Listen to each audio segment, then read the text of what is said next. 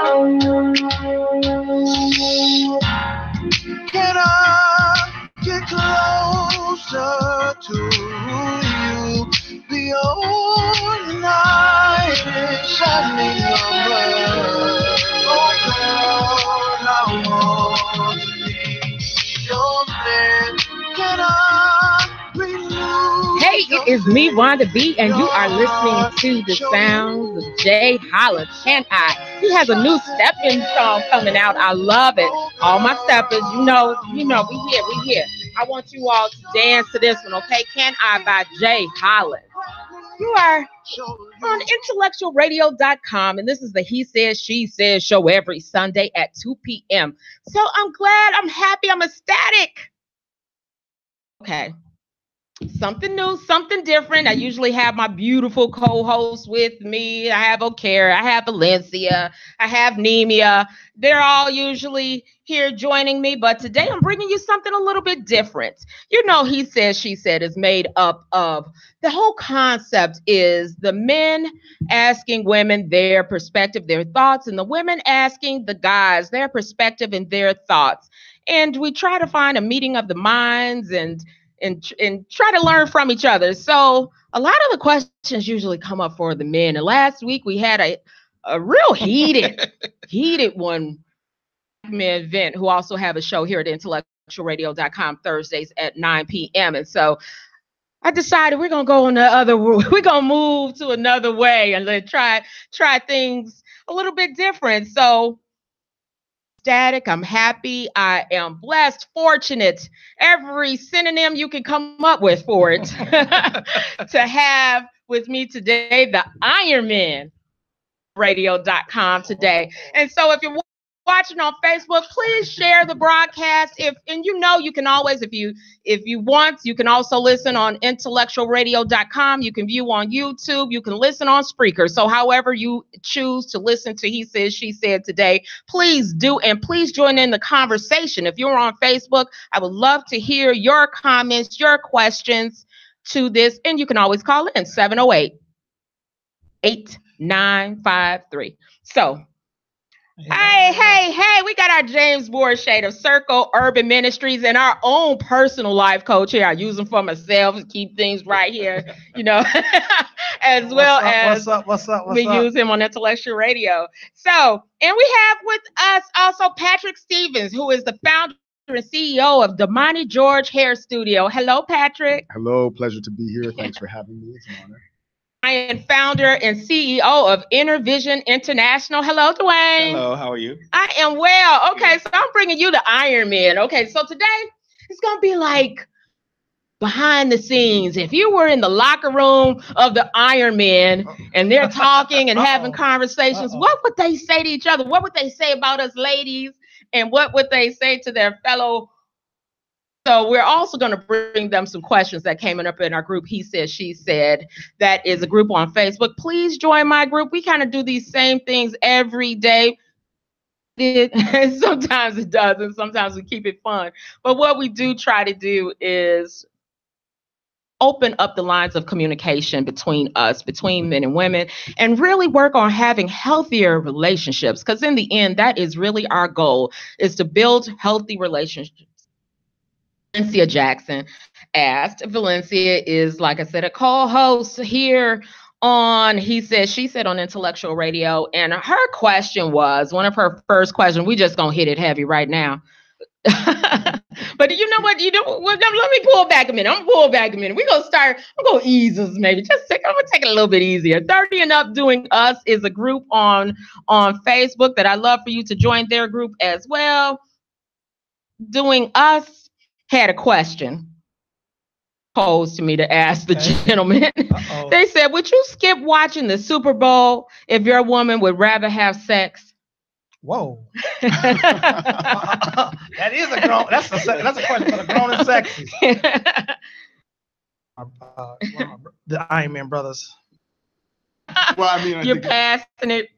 I'm gonna pass the ball on that one. Pass it on, okay. I mean, on a day. But, and who's playing? Would you skip the Super Bowl? Would you skip the Super Bowl? At the end of the day, the Super Bowl is once a year. Okay. Hopefully I'm with my wife every day. So if I find myself in that situation, that'd be a tough one to deal with. But do what we got to do after the Super Bowl. You know what I'm saying? His answer is no. Now, he said the Super Bowl is once a year. I can see you later. You got to understand Patrick's background. Patrick is a former college football star player. So. I mean, you know what? In all seriousness, though, like, it's something that should hopefully, if everything is healthy, be accessible every day, right? If you're married, because I think the question was okay, so it should be accessible every day, and it should be something that's happening all the time. The Super Bowl, it's like, hey man, you know, I'm gonna go check out the game. And then my answer is simple. I don't watch sports anyway, so that's easy for you. Anything you mean? Yeah, I probably watch Super Bowl for commercials. You know what? I am the exact same way, and I think I know the person who is a football. Not to bother him during that. Let him have his 4 hours. Yeah, right. And there's other times, but I don't know. There are a lot of women who may feel like neglected if they don't get their way. But let's be real, it's going to last 20 minutes anyway, so it's not going to take the whole 4 hours. So commercial break. Get back to the game. Everybody's right. That's what TiVo is for. DVR. In fact, the halftime show can be what gets compromised here, because the halftime show is usually not that good anyways. So you say you're going to put on your own halftime show. Right. Have our own halftime show. But I think, honestly, it's, why would that be presented as an ultimatum? I think that would be indicative of a deeper issue, right? I agree. If that's being put up as an ultimatum, then that means we don't have that. We probably don't have the intimate connection that we should be having, or there's some type of manipulation. Because you're trying to see where you stand, right? I think that's really what the question is about. Anyways. No. Anyway, yeah, if you're talking about that, might actually, if you're dealing with manipulation, that might actually last 4 hours. Station about why we during the game. Yeah, right. Hold off the conversation. Not during the game. Not during the game. Let them enjoy the game. Don't ask them that. But it does kind of give you an insight that you may have deeper issues, because that's kind of a manipulation to make sure I ask you to see whether I'm just as important as the game. We have other issues going on when you decide to put that ultimatum out there, me or the game. You're really saying, I need your attention, and I'm going to prove whether I'm worthy of your time more so than something that's very important to you.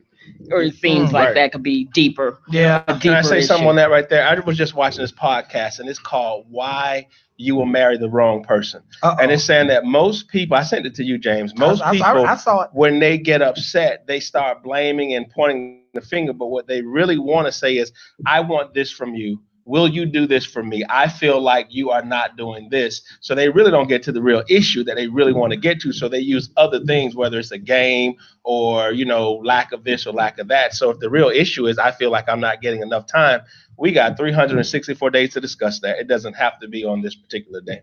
I agree with you. I do think that is kind of what is happening in that instance. So we have answered that. 30 and up doing us. Thank you so much. I appreciate you guys and join their group on Facebook. And Tyson Smith, thank you. So we're going to get to the heavy questions. I see Valencia sitting there waiting for you guys. So Valencia asked if you could speak to the brothers on their responsibilities as a leader within relationships. To men, their role as being the leader. Well, I would say to men that your role is to lead in the relationship. The energy you put forth is the energy that's going to permeate through the entire relationship. You are the seed bearer, and so what you're sowing, she's going to multiply and give back to you. So if you want to change what you're getting back, change what you're sowing.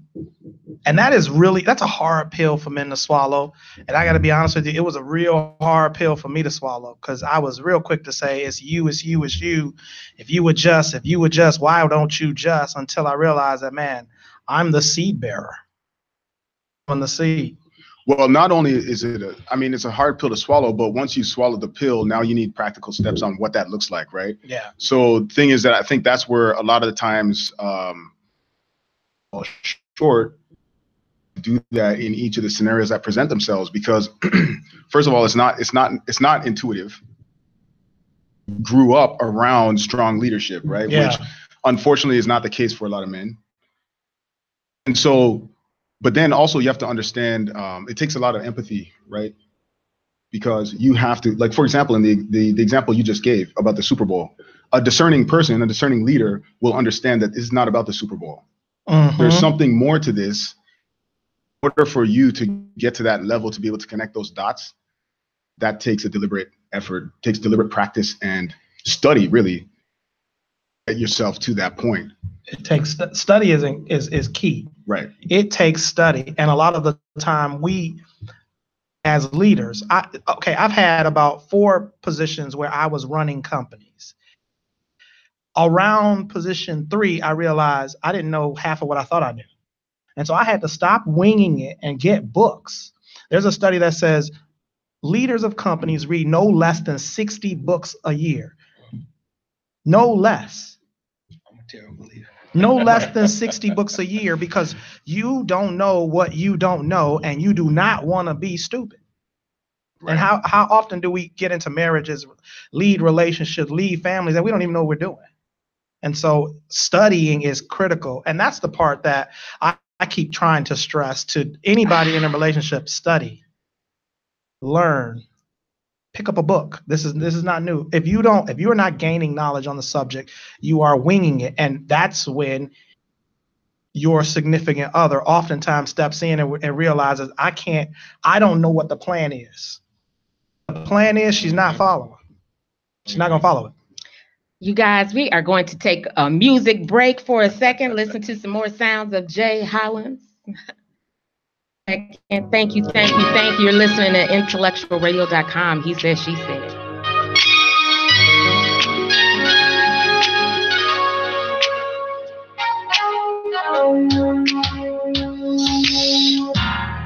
Can I get closer to you beyond the night and shining your oh girl, I want to be your man. Can I renew your faith in your heart? Show you it's okay to trust again. Oh girl, I want to be your man. If you let me show you romance, you won't be sorry, woman. Oh girl, can I your man, be your man, be your man? Can I be your man? Can I be your man? Oh girl, I want to be your man. Can I give you a brand new start? Show you brighter days, no more dark. Oh girl, I want to be your man. If you had me, I'd be so honored. I love you for all your days, girl, I promise. Oh girl, I want to be your man.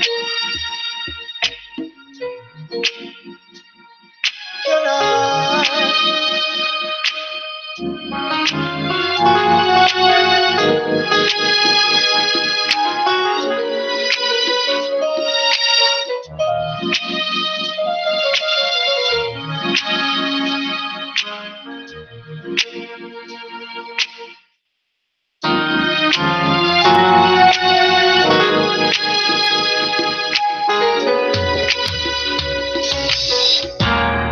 Can I renew your faith in your heart?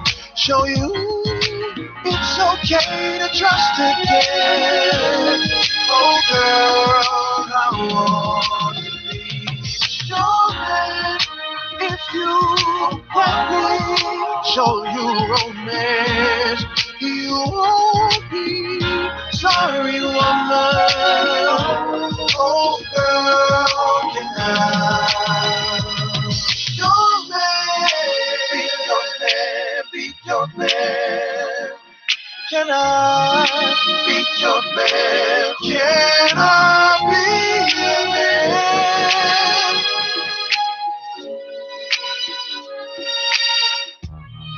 Can I get closer to you?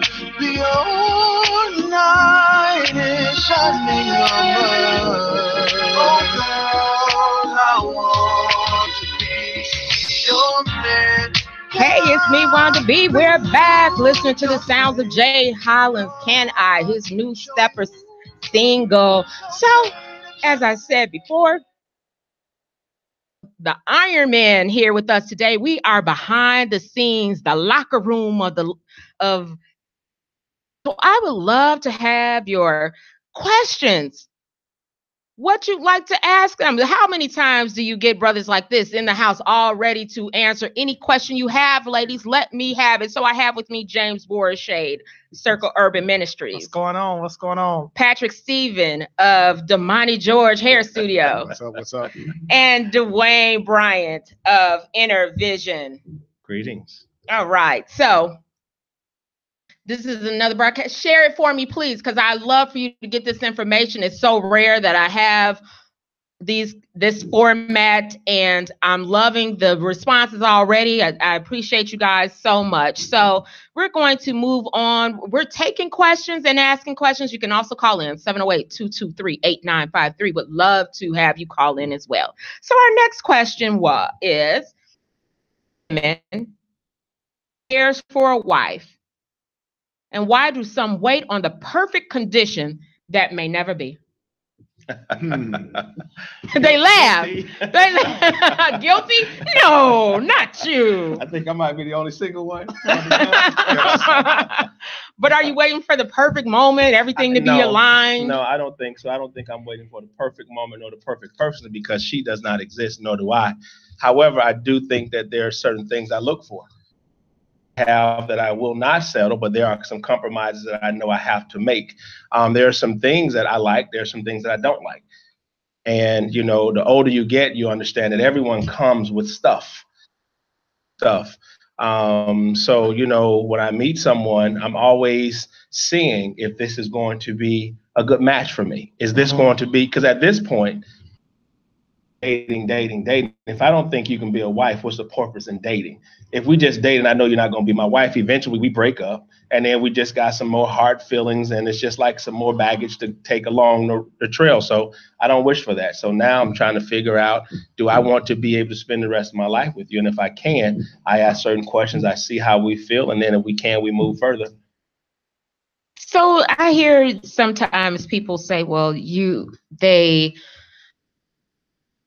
date for fun and don't worry about all that stuff. Like, that's too much to think about on a first date. No, men don't do that. Some men do. Some men do date for fun. They're not Iron Man, but let's be real. Right. They may be now, explain. You know what I didn't have you do, James?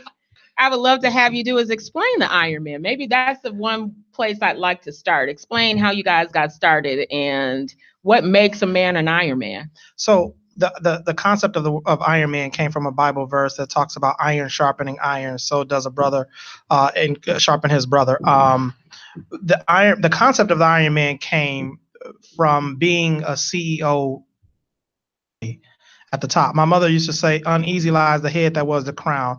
Oftentimes, as a person at the top of an organization, running an organization, you don't have anyone else, or it feels like you don't have anyone else you can talk to about the same types of problems. And when I was running the zipline industry, their CEOs met all the time to talk about topics and discussions and similarities in their companies. Even though some of them were competitors, they still talked about similarities in their companies and how they can start to think and how they can start to change their mindset. And then I started reading the book Think and Grow Rich.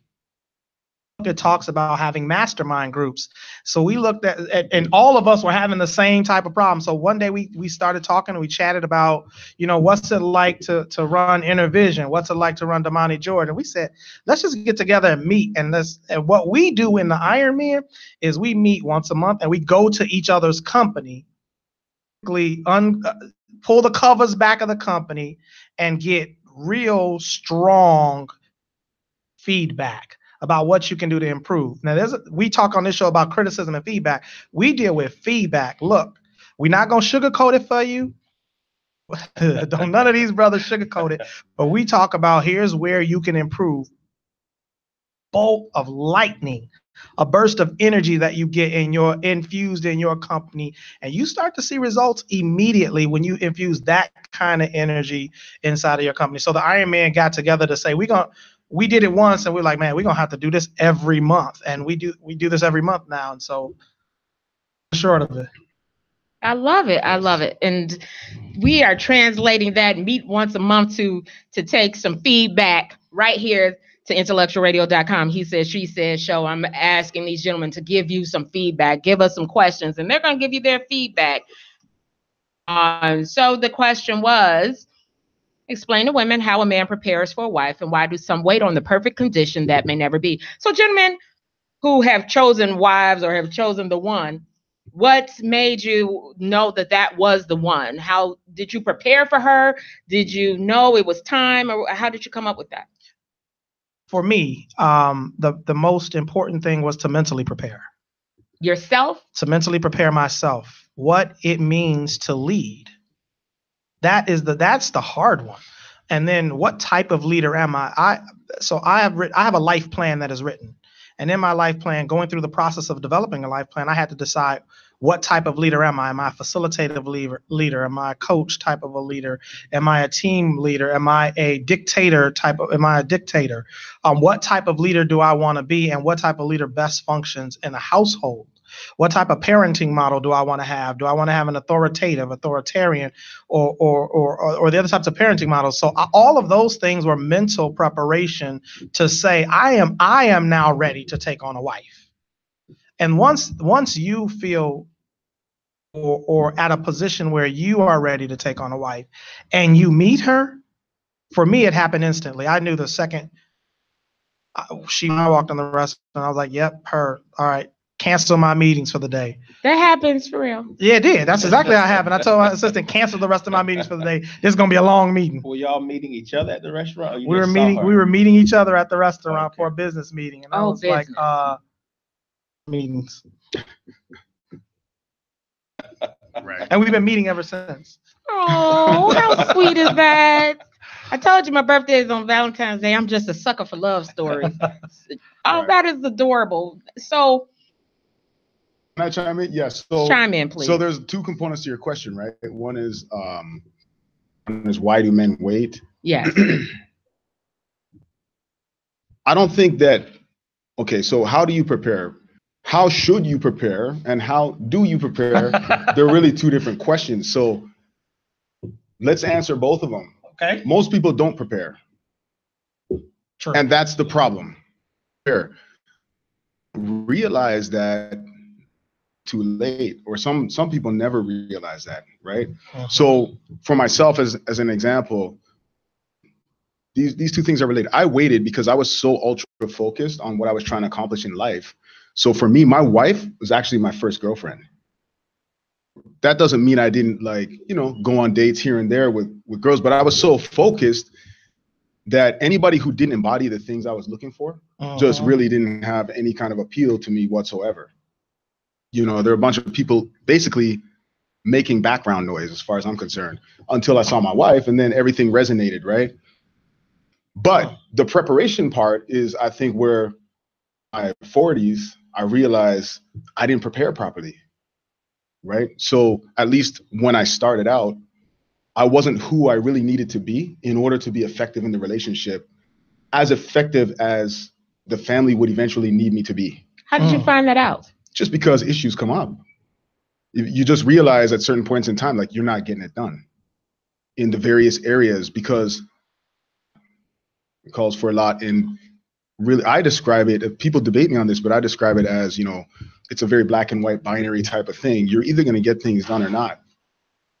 Ability for whatever happens, right? So if the kids go astray, there are a lot of circumstances that could legitimately come up. Accept accountability for that. And so in order to have that high level of accountability, level of preparation, and most people just unfortunately aren't doing that. So we need training. I think young men need to wait for somebody who embodies the things that they're looking for and that they need to complement them, preparing themselves to be that leader that is necessary. And that's a whole different discussion. Know what they're looking for in a woman. Do they have, is that clear to them sometimes?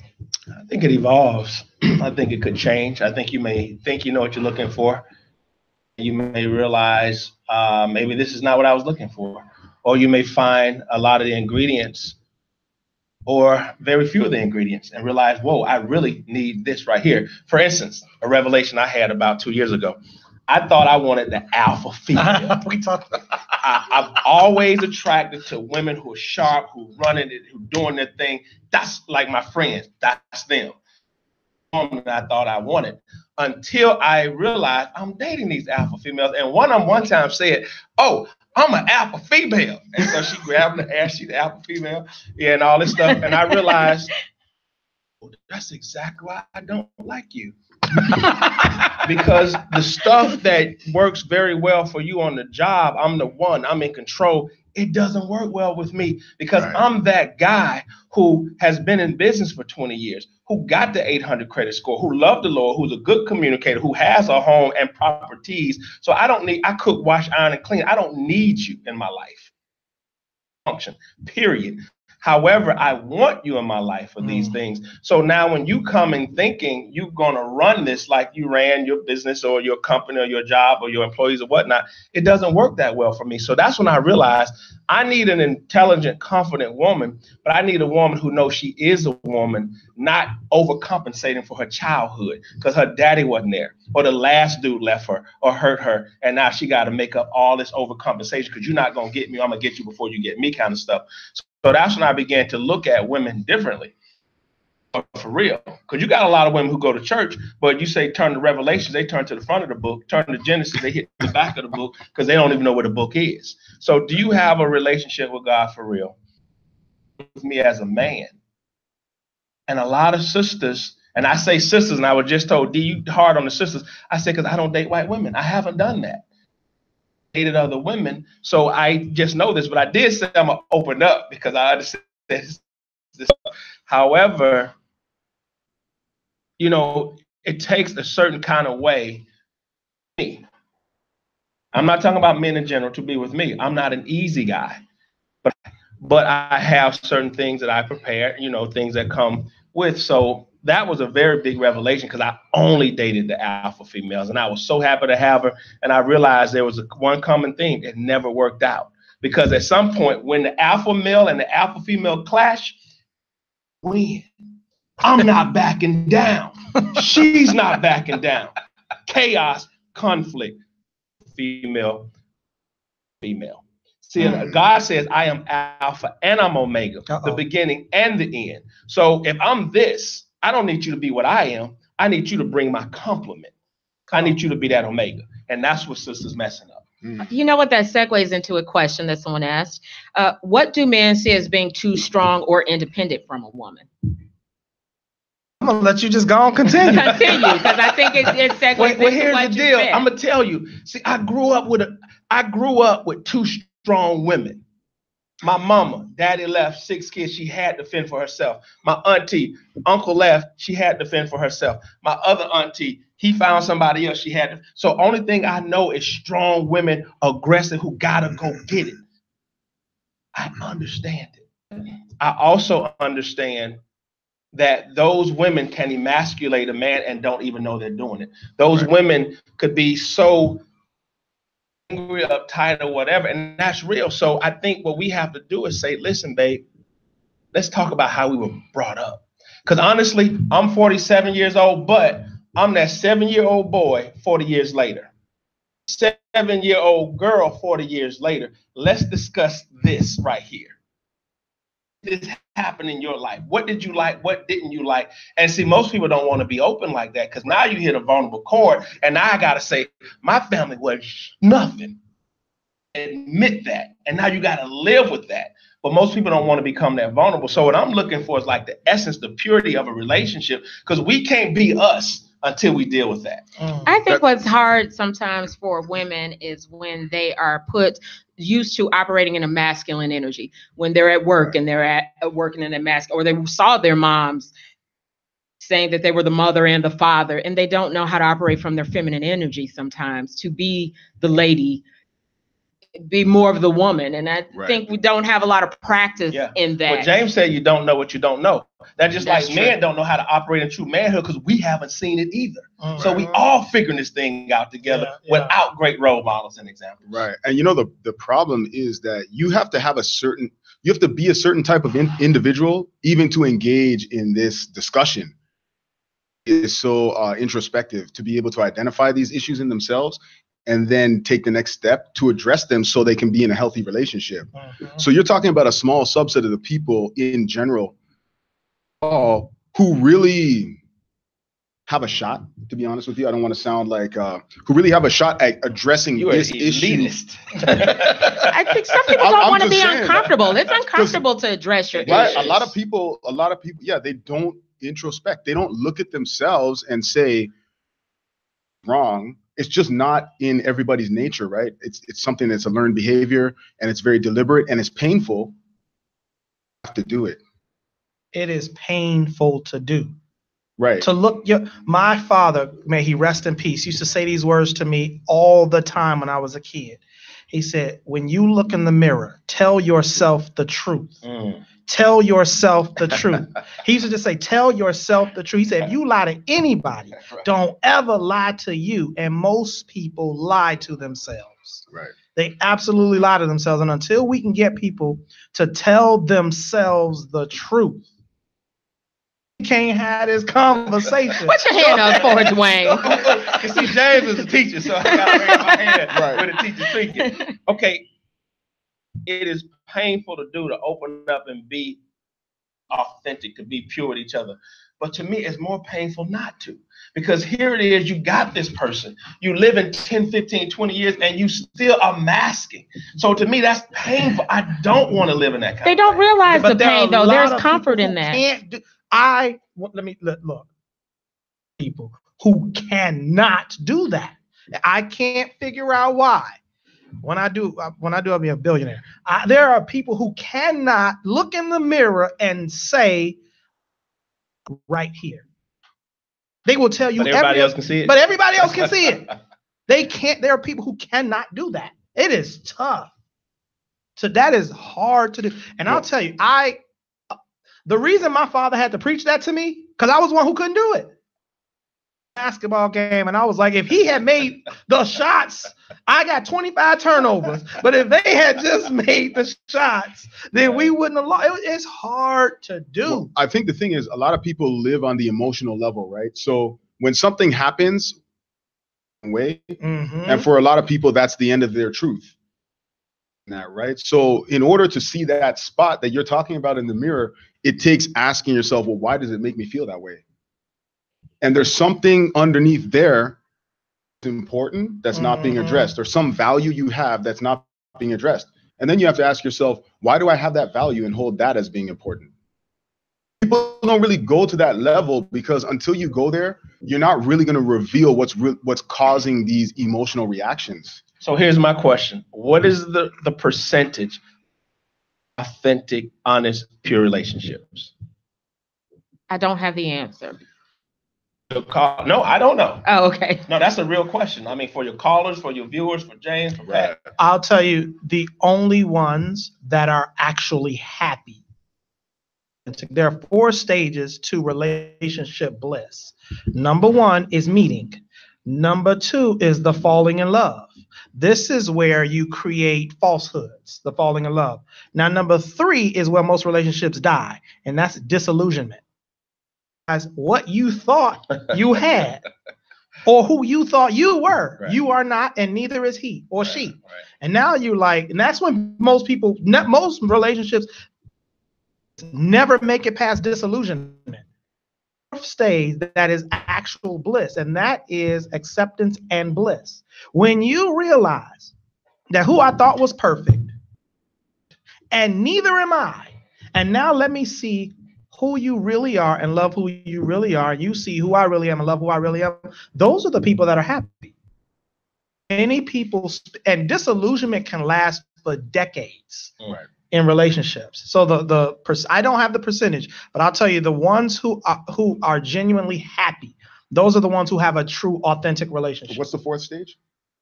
Acceptance and bliss. Because you know what, I would argue stages apply on an individual level, and you have to advance to a certain point when before you can even enter into a healthy relationship with somebody else. Because if it's college football, so I'll bring that up, right?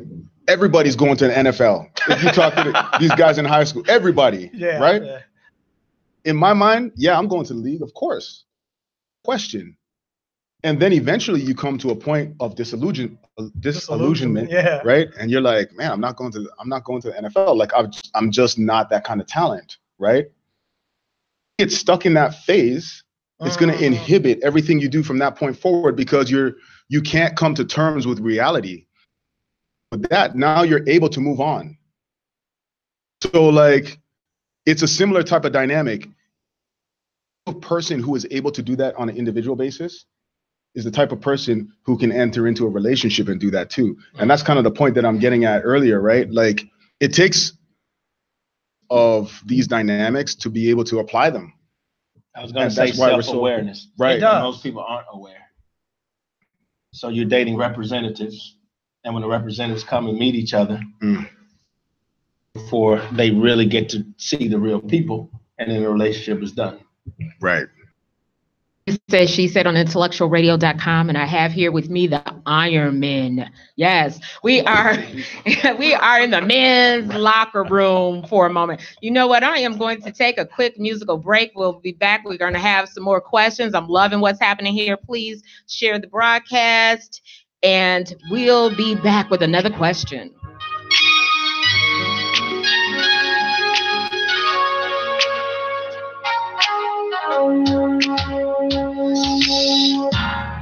Can I get closer to you?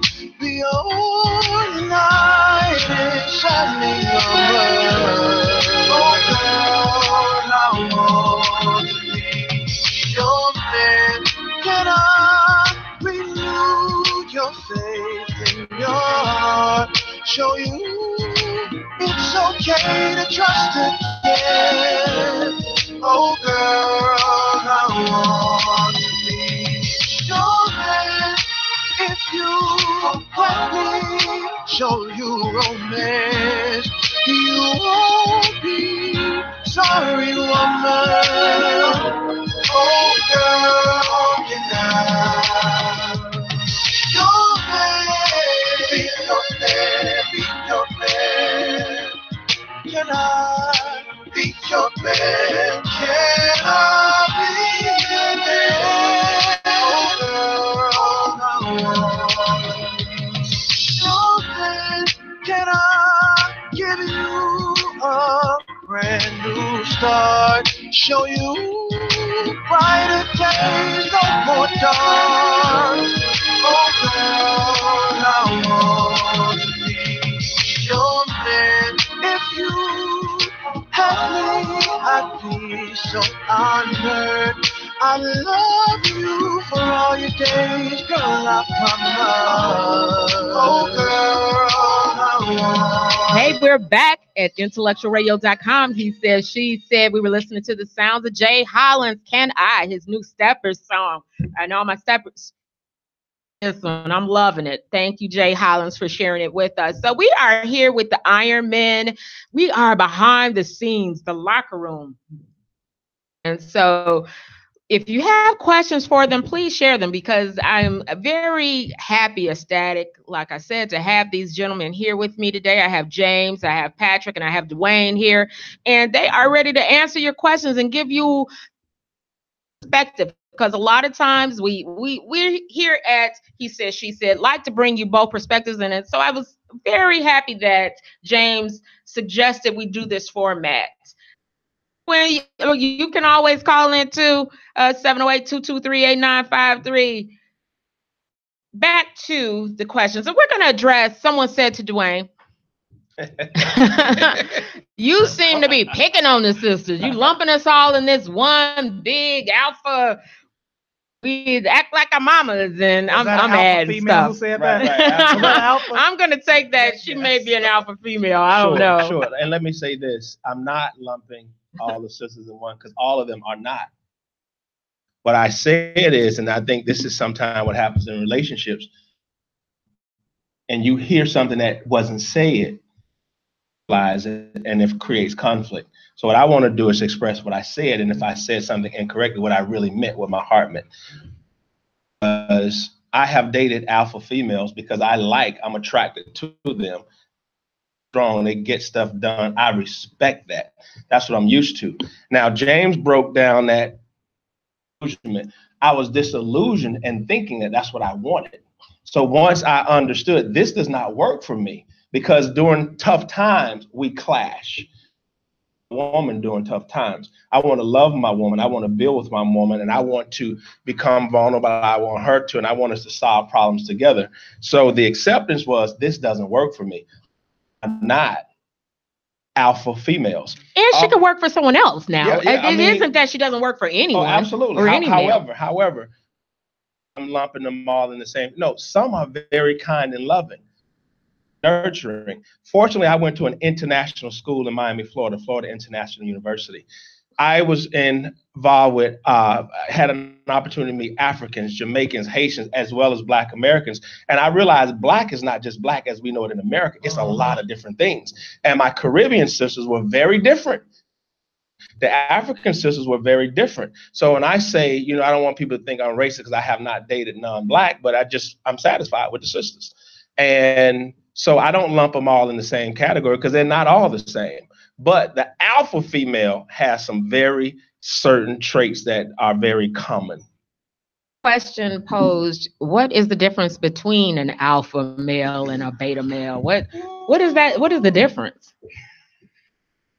I hear the words alpha male all the time, and I think it comes from not really grasping the full essence of masculine and feminine energy. So if I had to explain this, and this is not some written out Webster's dictionary, this is James Borsch, this is the book of James. If I had to explain it, I would say an alpha male is someone who is operating or above in his masculine energy. Male is someone who is operating less than 80% of the time in masculine energy or in feminine energy. Energy is, so let's explore what the two of them are. And I'm going to give you a real, now masculine energy is direct, it is decisive, it is quick. And I'll use those to start. Feminine energy is compassionate. Feminine energy is open. It's vulnerable. It's transparent. Those are not bad qualities on a male or a female. Knowing when to operate in either, the interaction is critical. So one of the things I teach my clients is you don't meet with masculine energy in a relationship. Right. You don't meet feminine necessarily with feminine energy in a relationship. She crying, you start crying with her. You're right. Right. Really? Right. If she crying, that's not the time for you to cry too. Something? Go ahead. So there's a book that I recommend to the gentleman out. It's called The Way of the Superior Man. You read it? My mentor got it for me. Man, that book is serious. So it breaks down some of what you're talking about, the masculine and the feminine and the relationship between them. Dwayne's point a while ago, and actually to your point too, So it's not about, when you talk about alpha female, it's not even necessarily about don't be quote unquote alpha. The moment that you want attraction to occur, there has to be polarization. In those moments, there has to be polarization, right? And when I say polarization, I'm talking about someone has to be in their masculine essence, feminine essence. And that's attractive between the two. When two people are in their masculine essence, there's no attraction there. There may be a practical, all right, we can get some stuff done. The masculine is very goal-oriented and very whereas the feminine is more like bonding and connecting, right? And so you can get stuff done that way, but that's not the formula for attraction. So I think that's really the point that you're getting at too, right? Like with the alpha female, if you're always in that alpha mode for that time to really be, to have that attraction and to foster that type of energy either. So I think it's really about being able to understand how to play between the masculine and feminine at the appropriate times. That makes sense to me, knowing when that, yes, at work, maybe it is where you poured on it. And we admire it. But when you come through the door at home, maybe it's time to relax that. If it's possible. It may not be possible. That's And it the may truth, not if it's be. possible. Fairness now, right? Because I think eventually we're going to address this. When a man is not operating in his masculine essence and taking care of stuff at home, he's going to force her to be in the masculine. And so what's going to wind up happening is have what he perceives to be a masculine wife. And that's where some of this domination type of, the man may feel dominated. But on the binary side of that, the female is going to have what she perceives to be a feminine husband. Correct.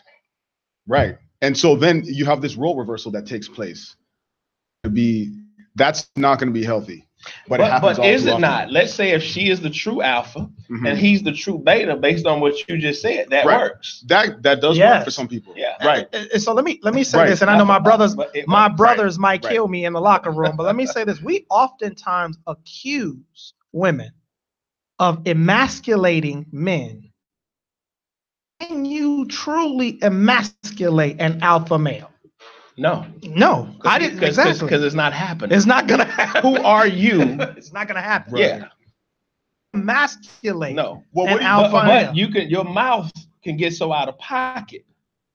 You make this masculine alpha roar. But and let you know, sister, listen. That's the last conversation we're gonna have in life. But that's an alpha. That's a masculine statement. And I think that's the whole point, right? Is like, so somebody a man who doesn't identify more with his feminine has some of both, right? Yes. But if you're a man who doesn't identify with that, feel emasculated, or like there's an attempt to emasculate you, right? That's where you talk about this masculine versus masculine energy, right? That's where it winds up. Like, if I wanted to walk out in the street right now and start a fight with somebody, I know exactly what kind of energy to deliver to that guy, right? Is that sometimes females, they may not understand that, and they deliver that energy to their man. Like, if I go out in the street right now and emasculate a man, you best believe it's going to be a fight. That's the way it happens. So is then emasculation really the word respect or disrespect? Related. I think so, because one of you said that you asked, can you really emasculate a man? But you could definitely disrespect him. Absolutely, you can. Right. You can disrespect a man. I look at the word disrespect.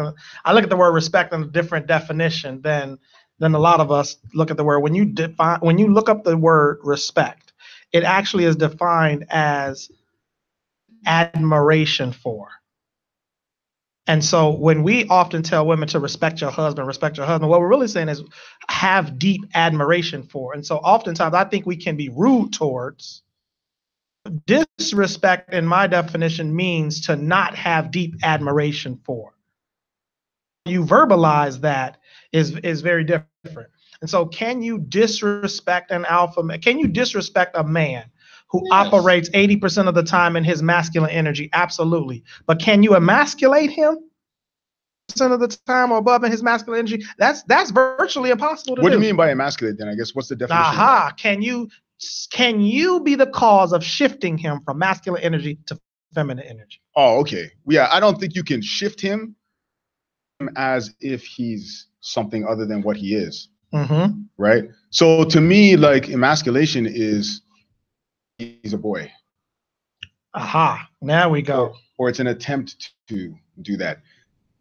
You can send that message trying to do it. Right? And I think what I've seen is,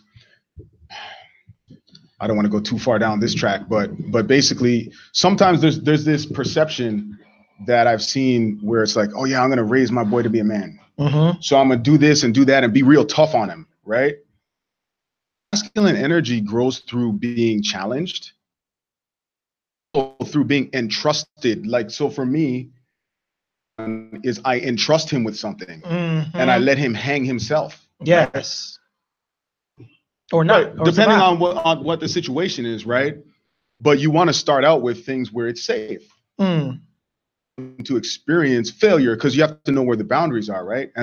But I think the overarching message though is, I'm trusting, go do it. So you're equipped, right? Versus, I don't trust you, prove me wrong.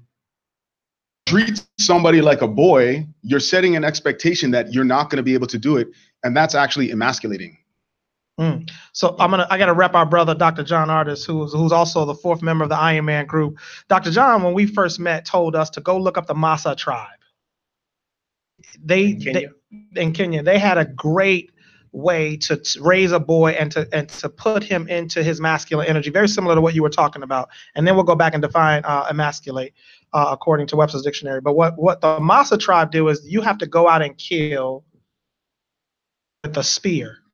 And they wake you up early in the morning, and they try to do it at the time with all of the women asleep, so they will not get talked out of or basically forced not to go. So the fathers of the group will give the young man a spear, take him out into the jungle, and he has to either. Your only way to survive, if you don't, right? I'm glad we live in America. If you don't survive, if you do not kill this lion, you will be killed by the lion. So it basically entrusts him to survive. He puts him in a position where you don't have a choice. But the young man is masculine essence because he is being entrusted with the responsibility of killing this lion. The majority of them come back having killed their lion. I'm just curious, what happens to the animal population? What happens to the lion? Well, are they killing the male lion or the female lion? In 2011, and I'm glad you mentioned, in 2011, for my PETA lovers and my animal lovers, in 2011. Don't send me any invite. Right, don't send, right. If you're going to send them to Wanda, no, not me. In 2011, they stopped doing that, and then started having an Olympic style format for the young men to prove their masculinity in a different way. I want my son being killed. He ain't ready. He just ain't ready. I mean, my son ain't ready. You're a failure. You died, boy. Get up. So you either having a funeral or a bar mitzvah. Right. No. But you go. So Valencia asked, how do we deal with an immature man who thinks he is mature? Oh, Valencia, boy, you be coming with him. Let's talk to Valencia. A couple of things. Disillusionment. We all think something about ourselves that may not be true. Question is he a good man that doesn't know he's immature? Then you work on that. You help to reveal that. And a lot of times a woman can't necessarily reveal that, because just as iron sharpens iron, another man has to be able to say, yo, bro, you know, that was wrong the way you talked to sister. Well, you know, she always getting on my nerve. But brother, listen, if you gotta control the situation. You don't allow her to get you turned off every single time. Or when you're not in her presence, you can't control yourself. So every fine woman down the street, you got to holler at, talk to her, all this stuff. So sometime another man can just be able to say, bro, and they go, you know what, that makes perfectly good sense. So we have to know what one woman say is an immature man is another woman's mature man. So sometimes this woman may not bring out what this other woman can. So sometimes it may not be the man, it may be the woman. So let's say in Valencia's question, let's say he is immature. He is immature. So the question is, what's wrong with her that she needs to stay with the immature man? That immature, and you deem that he is, what's wrong with you? What's lacking in you that you need to date this dude instead of going to find you a mature man? Ask the question about, was there another one? What is, I'm sorry, Marquin asked, and I scrolled past it. What is, I really want to know, what is masculinity and femininity? So the energies, everything in this world is made up of energy.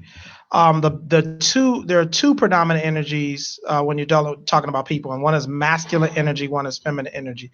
It's really a thought process. It's really a way of being. So masculine energy is really, really, it might even be considered by some as curt or matter of fact.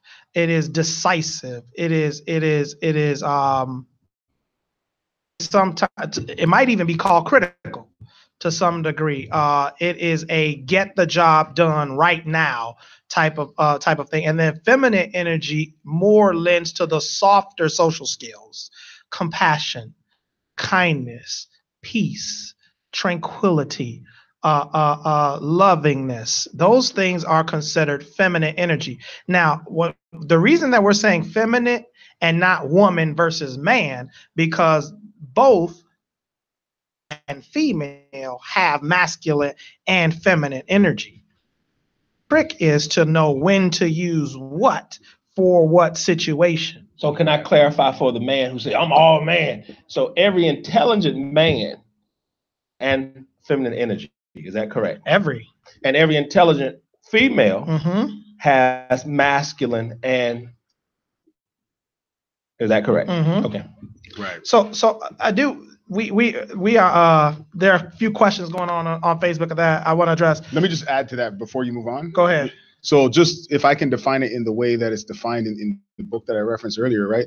So the masculine is more associated with that is unchanging, and the feminine is more that which is changing, like the weather or just like how the weather is changing, right? Mm-hmm. So the feminine call her Mother Nature. So based on what you're saying, male, unchanging. I need female energy around me because I could be unchanging, hitting my head on the wall, going in the wrong direction. Absolutely. Without her energy, and see a different way of looking at something. They're complementary things. Absolutely. They're complementary things. I'm learning on so the show. Hey, that's what he said it's about. Right. Here at Intellectual Radio, we feed your brain, okay? So but that is the point. Two things. James. I want to close out the masculine feminine thing. It seems like we're saying masculine is just straightforward, and that's how you get the job done. Actually, also talks about feminine energy. It calls her wisdom. That's why if you read the Bible, when it talks about knowledge, understanding, and wisdom, so she is wise. She's ever changing because she's always evolving, growing in knowledge. And so that you're right when you say feminine energy is evolves. Feminine energy continues to change, and masculine energy is almost stagnant. So in order to move forward, you need feminine energy to drive forward. Correct. You need masculine energy to stay sturdy, but you need the feminine energy will drive forward because it continues to evolve. Right. The feminine is it's like the real-time feedback of how things are now. And that's, that you get that from your wife, right? You get that from females will give you that real-time feedback of how you're doing right now. Mm-hmm. That's part of the feminine essence. Good thing. That is very interesting. It is. That was great. Are you writing this down? You may need a pen and paper today on He Said, She Said. Well, I'm loving having the Iron Man here with us today on He Said, She Said on IntellectualRadio.com, where we feed your brain. And we're doing that today, you guys. So you had some questions. People had some questions so you wanted to We wanted to go back to Valencia's question because the question was, how do we deal with an immature man who thinks he's mature? And then when we answered the question, Valencia mentioned that, what about all of the teachings that say stand by him in his growth? So I would say first of all, it is difficult to deal with a man who is immature, who thinks he's mature. And this is coming from a man who was immature, who thought he was mature. It is very difficult because you don't know what you don't know. And my dad used to say, he who does not know and does not know that he does not know it is a compound fool. I love it. So how do you deal with someone who does not know that he does not know? It is, I'll say this. You have a man who is immature, who thinks he is mature, who is not surrounded by other men who are more mature. You are in a losing battle because you can't teach him to be mature. Right. But what Dwayne was saying is, scenario, there's no other way to say this but run. Let's run hard. Don't look back, because you will be in a losing. You will actually become the source of him staying immature. Because we are so sturdy or so stagnant in our or held up on our position that we will fight moving, even if we know it's the right thing to do. Person driving the movement. But the other component of that will also become part of the reason why he stays immature, is because what's going to happen is he's going to force you into that masculine role. He's gonna go deeper into feminine, because that's what I'm saying. The masculine energy grows through challenge. Not challenge to do anything and play video games, right? And the challenge has to be a constructive challenge, though. Yes. It's not a belittling, which is what it's inevitably going to sound like, right? It's like, why do I always got to do this? Why do I always got to do that? Energy doesn't invoke the masculine. Mm-hmm. And I sincerely believe there are some women who prefer that fella. You know why what? do you think that is? I'm glad you said Patterns that. they've seen, maybe. They don't necessarily prefer him, but that is all they've seen. Right. They've only seen raising a man. They've never seen two people where a man was in his essence. So in that essence, in order to stay with that brother, you have to be committed to raising him. That's what you're going. The immature guy, you're actually, if you stay, you're going to raise him. Wrong formula. It's because going to be the formula wrong for taking yeah. a boy to a man, you have to empower him. That's the only way to do it. Like, we empower our sons with more and more as they show themselves to be good stewards over whatever it is that we're empowering them with, right? Express to them, we train them, and then we express to them that you can do it. And go run to the other side of town now that you got your license. Whatever. Pick this thing up. Ready that I might receive a phone call. Yes. That something happened. He has to do in order for him to grow in his confidence. I don't trust him. He's going to be 25 years old and afraid to drive to the adjacent city. Okay, so now this conversation is going a little deeper. They're saying, what about if you're married to this man? Mature man. Well, sisters, the only way to do this, and this is hard, for him. Yes. And that's going to require you to your God like never before, because empowering him is going to be as terrifying. What does that look like? Tangible. I'll show. It's going to be as terrifying as me empowering my 16-year-old son with my $30,000 car. Right. Giving my son the keys and say, go across town and pick this up. The second he leaves the driveway, I'm terrified. You know what? God is going to cover him. God is going to be with him. Nothing's going to happen, et cetera, et cetera. So it is like entrusting him with things that you don't necessarily know if he's really ready for. So then here's the deal. She married him. She said, I'll do to the end of time, to death part. You know, y'all know them. I don't know what you said when you did it. So therefore, she chose him, right?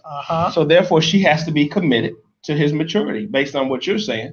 So you're saying one solution is to empower him with responsibility, with what? Empower him with the responsibilities that he signed up to take on. Here, it's easiest to say, I'll drive for you. No, you drive.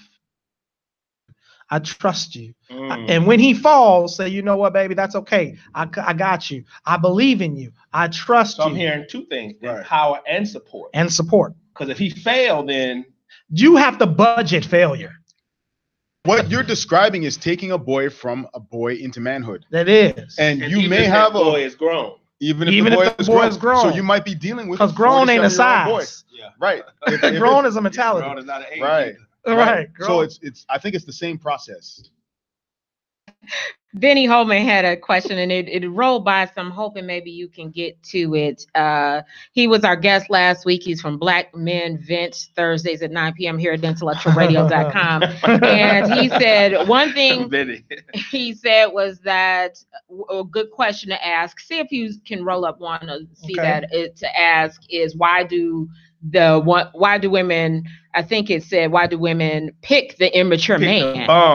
Why does he pick the bum? Why does she pick the bum? Sometimes you don't know.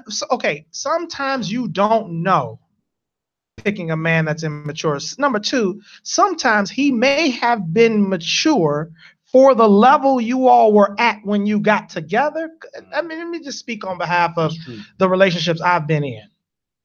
I was mature for the level of when we first got together, but I was not mature for where we needed to go. Right. And like it or not, you all are often, and this is scientific, psychological, and biological, you all are often mentally ahead of us. Women, you mean? Women are often 4 to 5 years ahead of us. There's nothing we can do about that. And so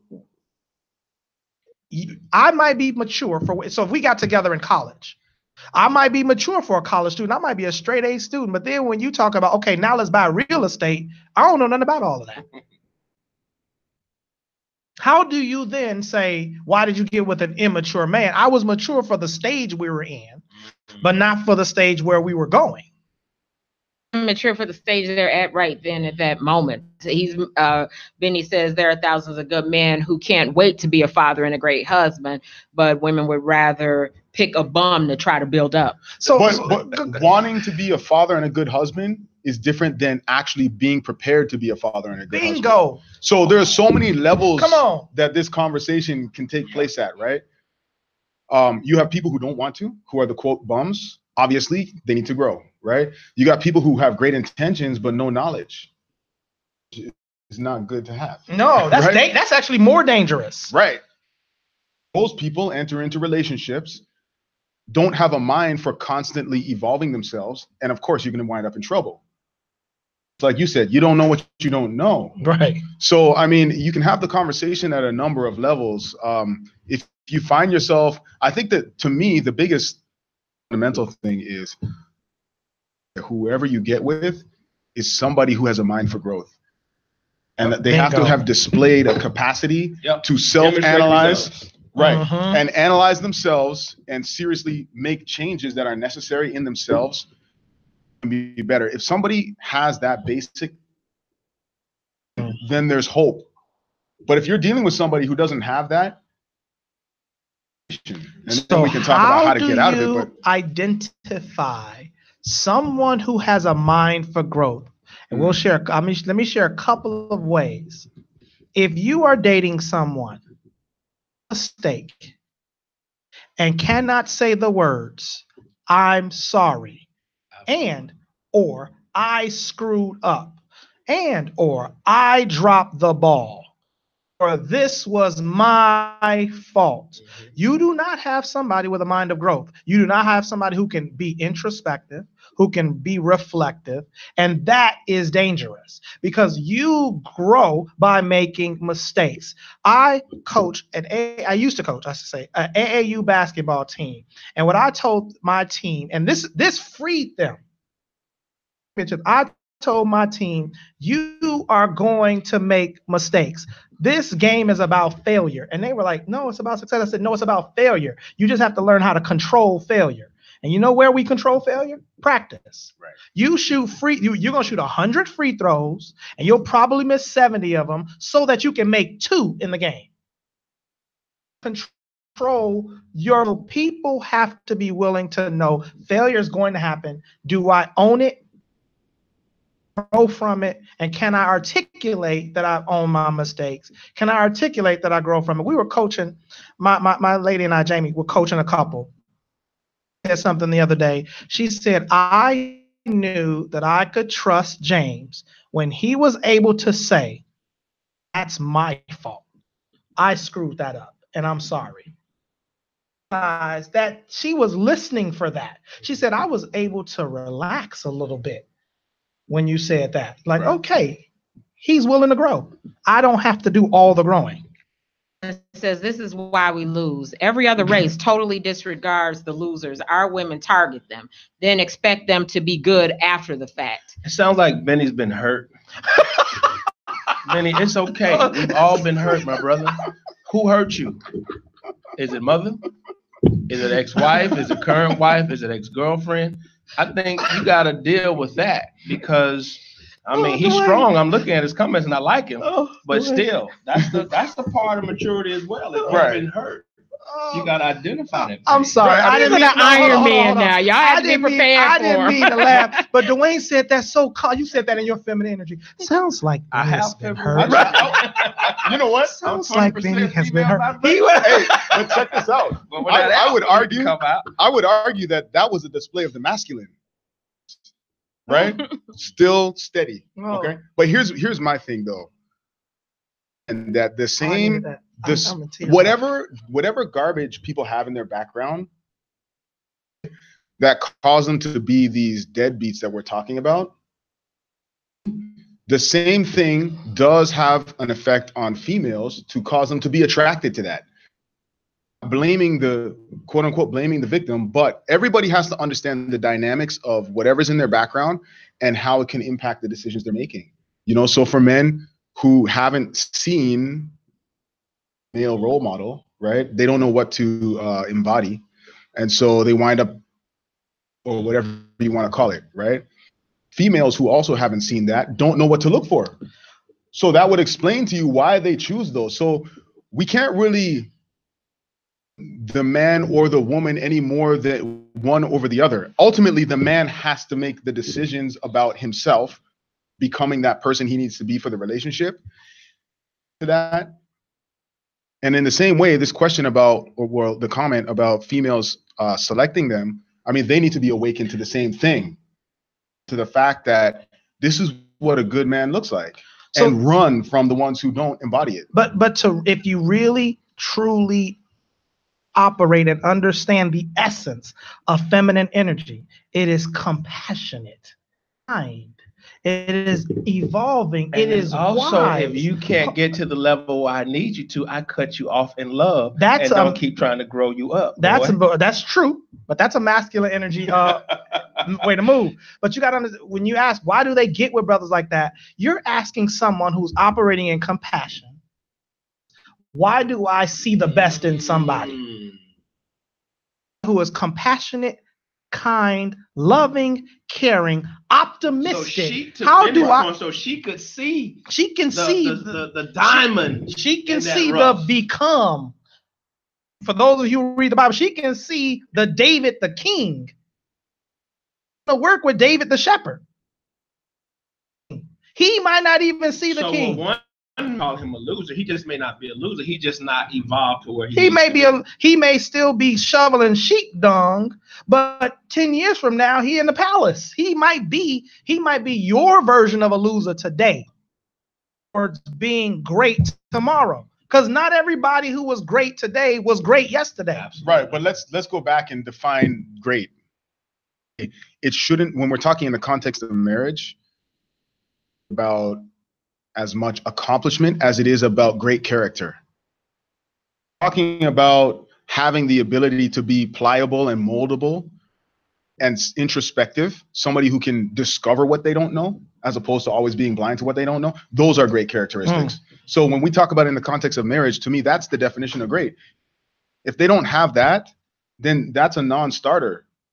Right? If they have those things, now that shepherd can become the king. But from your definition, there are a lot of great men then who just have not. So listen, back to Genesis where God told us to become. There are a lot of men who have those characteristics who have not yet become. I will never fault a woman for believing in a man who has not yet become. Let me just say it to you like this. The reason I won't fault a woman for that, I was that Playing. I was that We can't believe it. You're lying. dude. I was that dude.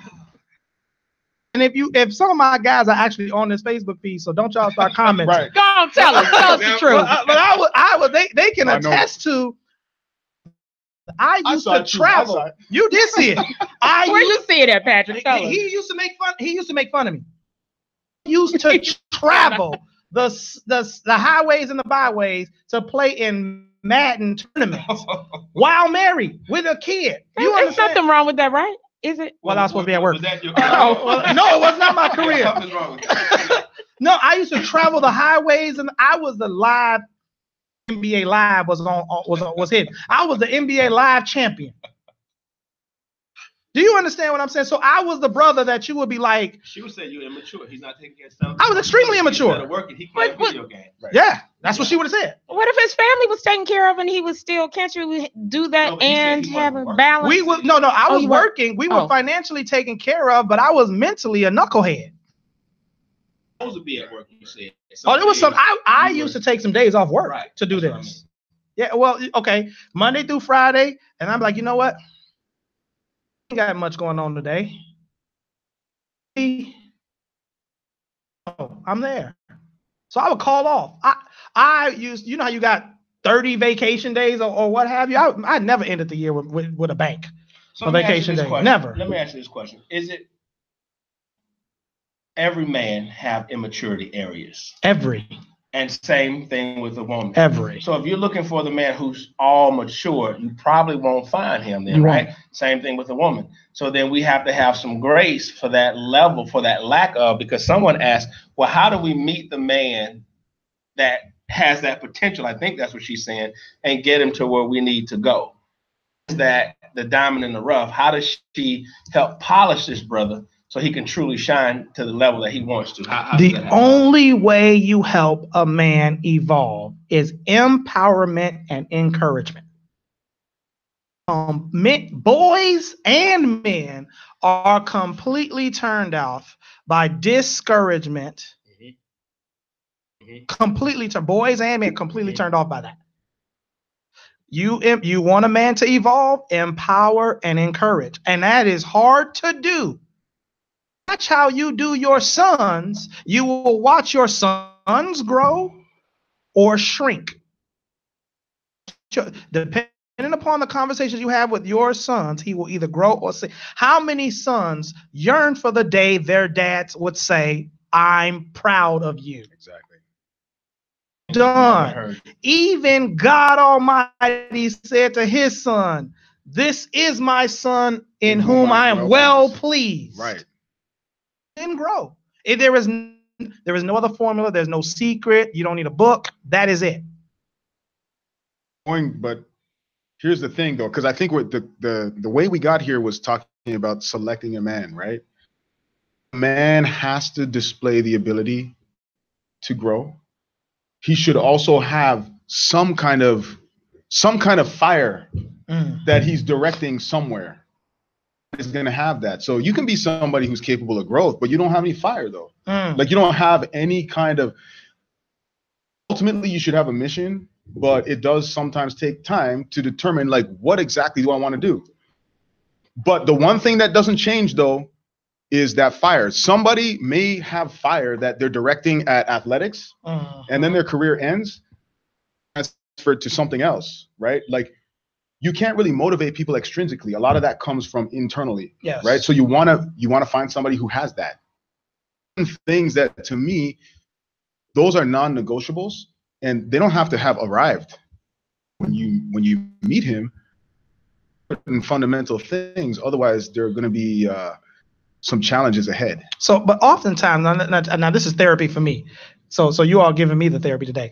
Oftentimes, though, you are the man, and I'm telling you a little bit about my background. You are the man who was, I don't want to use the word schizophrenic.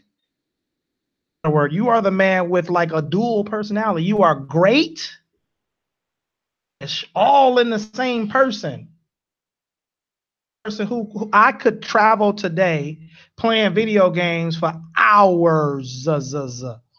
and then run a company tomorrow. Right. So then is that immaturity or is that just your thing? May not necessarily, that may just be your hobby, your passion, right? So you're taking care of the business, according to you now. We'd have to ask the wife to verify. You take care of business, you got the bills paid, you're providing, your family is taken care of, but you like to go play video games. Thing? That's your only vice. Yeah. That's your only vice? I think most women say, I'll take that one. I think that's where I got confused with that, because if you were taking care of everything, then how was that necessarily immature? It's if you have it, but you will find a woman who feels it is. Because playing video games is immature. Well, I think it's a kid's thing. Yeah. There's some non-financial things that weren't being taken care of. So we weren't, back in the day, we weren't in a position where time to burn. I was at that point, I think I had 2, maybe 3 streams of income, and we really needed a fourth. Mm-hmm. I was so mentally overwhelmed that I needed a release. 5 was my release. Got it. So you don't snap. So I don't snap. Yeah. So I don't. Yeah, that was my release. I think most people say, "Hey, that's your thing," because you could have been gambling, you could have been smoking, you could have been running around, you could have been doing a lot of other things that would destroy a marriage. Choose. Everybody got issues. Pick and choose one you can deal with. You're listening to He Said, She Said on IntellectualRadio.com. We're here every Sunday at 2 p.m. And thank you to everyone who is viewing, whether it's from YouTube, whether it's .com or Facebook. I appreciate you all and your questions and comments. Please keep them coming. I'm going to go to one from the group He Said, She Said, and please join that on Facebook. I'm here with the Iron Man, James, Dwayne, and Patrick, and we're in their locker room. They're giving us, they're sharing their wisdom with us, and we so appreciate that. So the question was, what tools do men use to heal themselves after heartbreak? Silence. It's like, Do we heal after heartbreak? what I did after my first heartbreak. Literally, this journal right here, I've been keeping journals since 1988. I can tell you. It's funny how you can say something so in a certain way that makes them sound so 1900. And I'm thinking like the slaves are gonna be out there with you. That means they're coming, going underground with you. 19. I'm like, how old are you again? Oh, then he said 88. I'm like, you mean 1988? Oh, okay. I love how you said that. So writing, because here's the deal: very anger and pain. And if we don't get it out and express it, it stays on the inside. So one thing I do in my journal, like James said, his daddy told him, I'm always honest with myself here, the way I feel. So that's just one thing to write. Or if you don't have the journal, find someone you can confide in. My journal is that someone that I can talk to and just get there. Reading. Because when my heartbreak was, I was disillusioned about myself. I was perfect. Reading to find out where she was wrong. Realize, oh crap. maybe I had a little to do with this. Right. That's why I started reading, and I started consuming books like crazy. Right. Patrick. Heartbreak is an interesting. You never one. You dated your girlfriend? I mean, are you married to your high first school girl? version, little minor high school versions. But I'll tell you though, I think what a lot of men do, what a lot of our mentalities are, just heartbreak or any other kind of disappointment, pour ourselves into our work. You know, like because the whole thing is, for a lot of men, their identity is so much tied up in what they're able to accomplish and their status. You know, when you get knocked down, you either go in the tank or you're like, all right, what's next?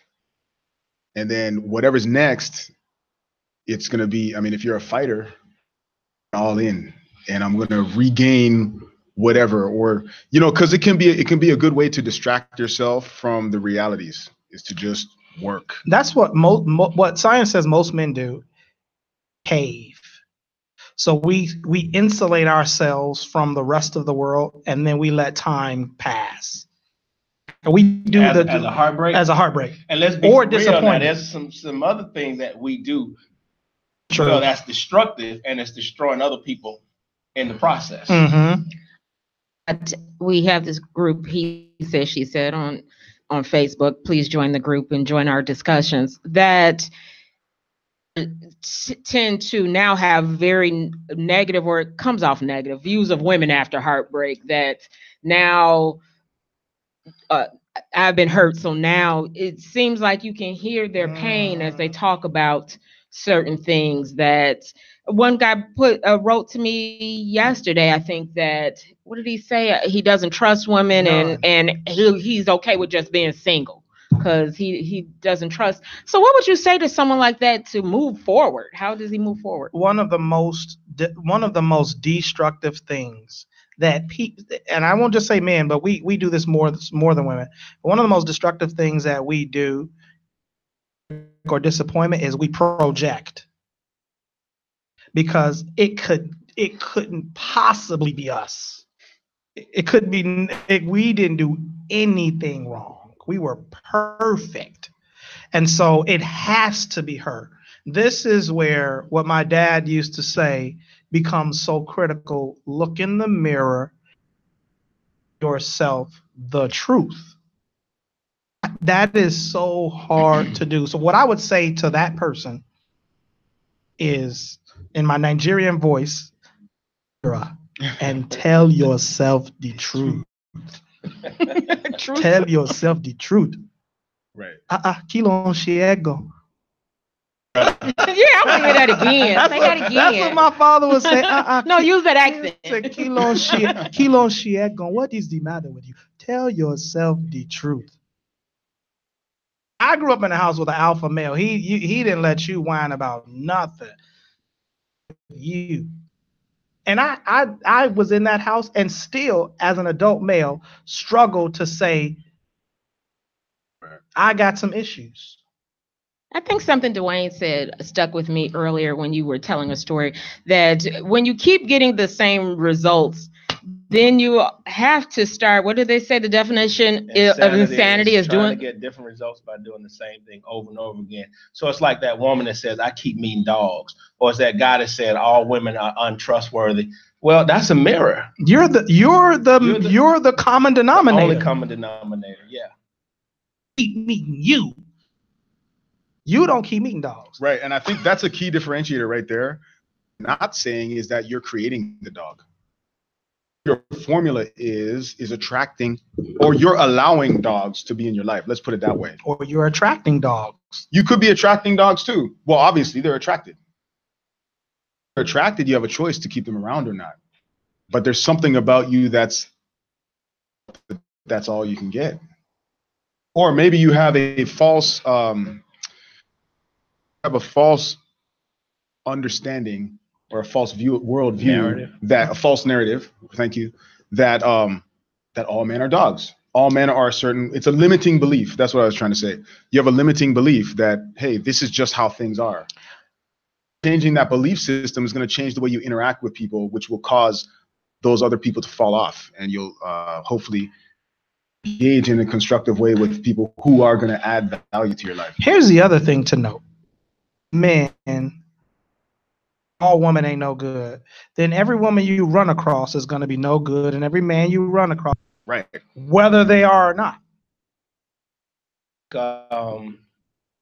Let's just say, if we just for just a second to Black Americans, right? Okay. Not Haitians, not my Bahamian sisters and brothers, not my African. We have a trauma Black people in this country have. Now you're speaking. Okay. We were taught for 400 years not to trust each other, not to honor his presence. He cannot protect you. And I'm the last one. I say we can't keep blaming, but let's at least acknowledge the trauma that has happened to us. And as we begin to rebuild, if you say, I'm a brother who want a sister, I'm a sister who want a brother, let's understand that you're dating damaged goods, right? Not just you dating me as damaged goods, but I'm dating you and you damaged goods too. So let's figure out, can we be honest enough to say, listen, and it may not be pretty to you, but if I think I want you and I think you may want me, and let's see if we can put these things together. If we can't, then let's just draw the line before we hurt each other. Because if we try to go down this path together and we cannot make amends to our trauma, what we do is hurt each other. And why do that? I think that's why so many of us are going other places, because we feel as though we can find love, or they don't have all the issues or all of this stuff, or they treat me better. He speaks to me, she speaks to me. Bring the same issue somewhere else. And what does trauma, and I'm glad you talked about that, because what trauma does is it causes your alert system, your internal alert system. And so if you see, if all of the images you see in your community, on your television, on the radio shows, is men are dogs, your alert system is going to be on high, and that is all you will see. Right. Right. Anything could not be what you're thinking, but you're looking for, so you find it. That's what you're going to find. Yes. Right. And if we're dealing with energy, universe, God, and things like that, what you fear the most or what you concentrate on the most is what will come. Exactly what you're going to attract. Right. So if you want to change what you're attracting, change what you focus on, change your thought process. In essence, changing. Let me ask you this. How do we do that when you grew up in drama? You grew up in the household that was not caring and loving, your aunties, your grandmama, all of this stuff. So how do you change? You may not even be conscious that this is your reality. How do you do that? I think that's the key, though, right? Is the consciousness. What we've been saying the whole time. There's an awakening that has to happen. That's the benefit of a show like this, right? Absolutely. So without the awakening, you continue to repeat the same thing because you're just going off of what you is right. So you have to awaken yourself to it. I'm hearing what you're saying, and it's really reinforcing a concept we said earlier, right? So if you think about bringing a boy into manhood, it's really a counterintuitive process, right? You entrust before they've actually proven that they deserve that trust. Yes. But that's what brings out that masculine and causes that to grow. So you kind of have to do the opposite of what you would feel would be. And I'm glad you said that. Can we pause here and pay homage where homage is due? Wanda, your show is life changing. First of all, your show, I want to acknowledge what you are doing in the lives and the hearts of thousands of people across the country. Your show, you are helping people to rise out of their sleep. Well, this is my therapy. You are like the prophet speaking to the dead bones. You are allowing people to rise out of their sleep. There are people who are waking up because of your show. And so please don't ever get discouraged by it. Continue to do what you're doing, because some people, this is church for some people. This is their church. So I just wanted to pause and acknowledge that. You asked, how do you basically, let's say you have the guy or the lady who was raised in dysfunction, complete dysfunction. One gentleman said, only our race, but every race have dysfunction. But you really want to be a better person.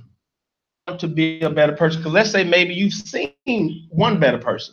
Sometimes you just got to see it, but you still don't know how to get there. You don't know how to get from dysfunction, functioning, outstanding male or outstanding female. How do you do that? So I think, Patrick, the first stage is awakening. Is I want to say exploration, but the second is exposure. What power to expose yourself to different trains of thought. If I had to pick one, it would be through world travel. The money to travel the world.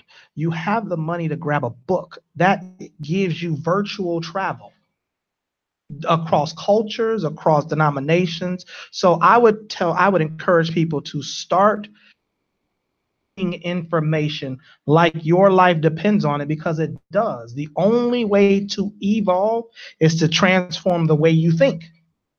From the way you think. Then read slow.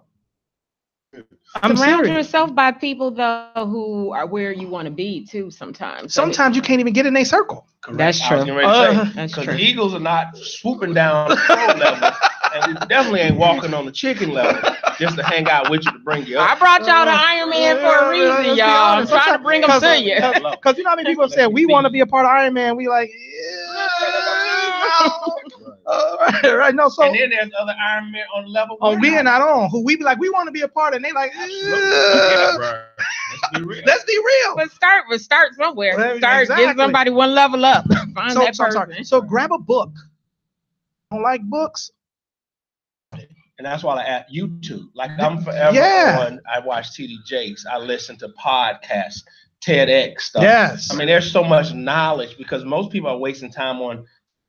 Right. But you can use social media to build yourself. You sure can. YouTube. I mean, there's so much education. Right. Grab an audio book. We live in the information age, so there's no shortage of information. It's almost there's too much information, right?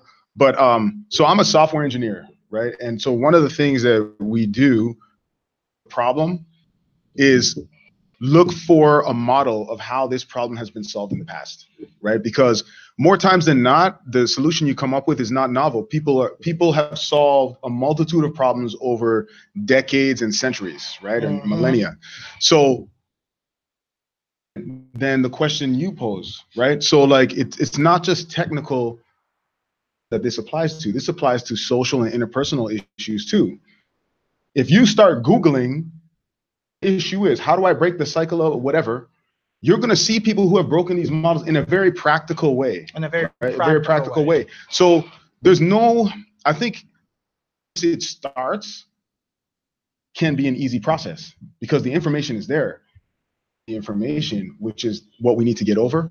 And I think that's the main thing that has to be addressed. And from there, if somebody is moldable and somebody is willing to look at themselves in a critical manner, information, because it's out there. I think sometimes, I'm sorry, James, it's also just right now, if you're unhappy, of your life, it's time to self-evaluate. Sometimes I don't think people understand that they're so if you're unhappy with this, that's where you start. Now turn inward. Shameless plug. One of the things we do with Coach James Borchardt is one of the first things you fill out is a wheel that we ask you to rate your happiness in the different roles that you play in life: career, home, as a friend, father.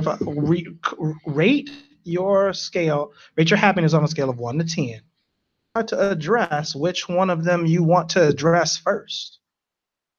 If you come to me specifically for life coaching, that's one of the first things you're going to do. If you come for relationship coaching, we'll apply that in a different area. But you have to imperative that people take time to self-reflect. Most of us are on autopilot. Entire life on autopilot. We just go in from the next thing that someone called us to do without pausing to say, hold it. Go. If I had to rate my day on a scale of 1 to 10, what was it? For today, for tomorrow. You know how hard that is to pause, stop, and do? One of the things that you'll notice about the Iron Man, each one of us has some form of a paper book that we write things in. This is the first time I've actually looked at this. Each one of us has, because this is where we stop or plan for what's ahead. You have to do that. And I'm sorry, but the device doesn't do it for you. On writing it down, what it does, the dopamine it releases. So someone asked, how do men miss the signs on the verge of leaving and feel blindsided when she does? That sounds like a question for the women, though. Well, how do we miss the signs that she's unhappy? I'll tell. No. I'll tell you how. Because when a woman in a relationship, when a woman hits disillusionment, she speaks more. Women use 70,000 words versus men using 7 a day. So she speaks more, she talks more, she speaks more, she talks more. And men hear that as she's complaining. If she would just stop complaining, fed up, she doesn't say anything anymore. And that's all he's been asking for. And so when she goes quiet, he thinks everything is good. The counter when she goes quiet. Once she goes quiet for a while, he's like, everything is good. And what he doesn't realize is she's plotting her exit. Mentor told me, leaves a man 6 months before she departs. At least 6 months. And when a man leaves a woman, he's still not really finished. Yeah. So when she leaves, she's gone. Processed and processed and processed. But to answer that question, that's a great question. She stops paying talking. attention No, because she we're stops not aware. talking. Stops talking. You got to remember that is what he's asking for. Oh, why is she nagging me? Why is she complaining? Why is she? I'm not perfect. And then when she stops and she just says, yeah, oh yeah, great. That's what he's looking for. And what he doesn't realize in the relationship, that stage is called indifference.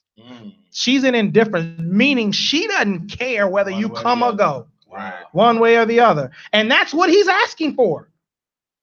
To be indifferent. He doesn't realize that that's indifferent. He don't use all 70,000 words on it. Right. So when she hushes her mouth, that is indifference. Right.